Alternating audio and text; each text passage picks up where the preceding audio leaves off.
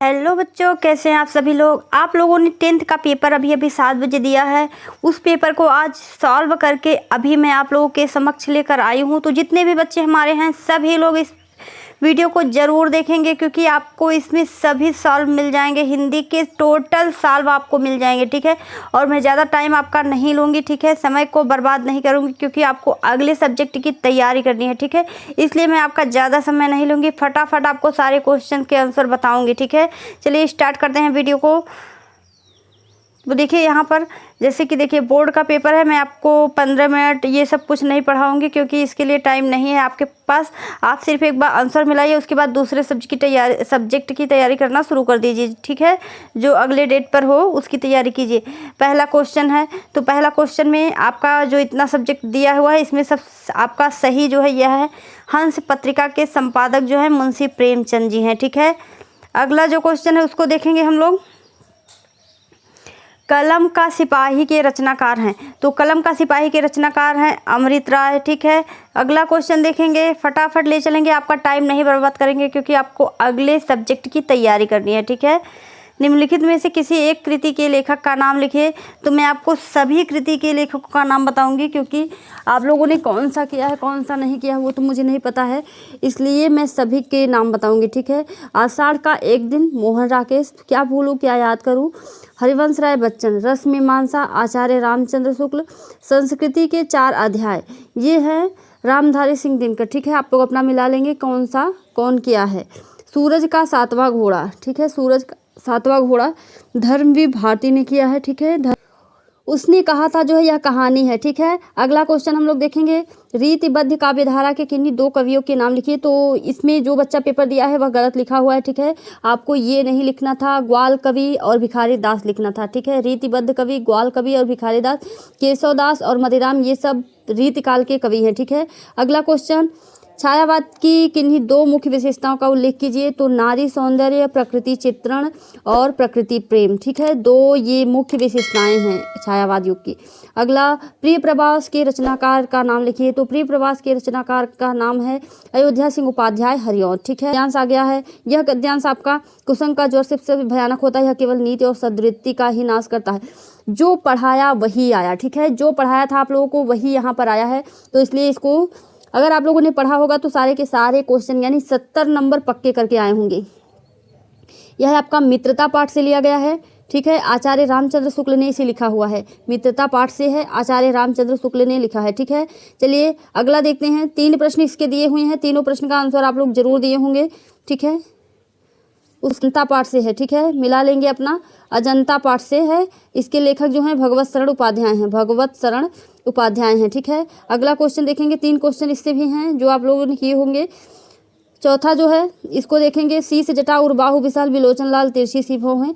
यह है आपके तुलसीदास के द्वारा लिखी गई है, ठीक है, तुलसीदास के द्वारा लिखी गई है।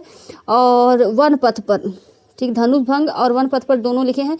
यह वन पथ पर से है, ठीक है। वन निम्नलिखित में से किन्हीं 2 का समास विग्रह कीजिए और समास का नाम लिखिए। तो समास विग्रह करेंगे इसका, जैसे देखिए उत्थान और पतन समास विग्रह हो गया, और द्वंद्व समास लिखेंगे।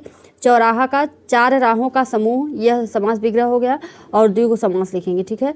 जीवन मरण, जीवन और मरण समास विग्रह, और जो है जीवन और मरण समास विग्रह, और यह आपका द्वंद्व समास है। त्रिभुज 3 भुजाओं का समूह या फिर 3 भुजाओं का समाहार, और द्विगु समास है, ठीक है।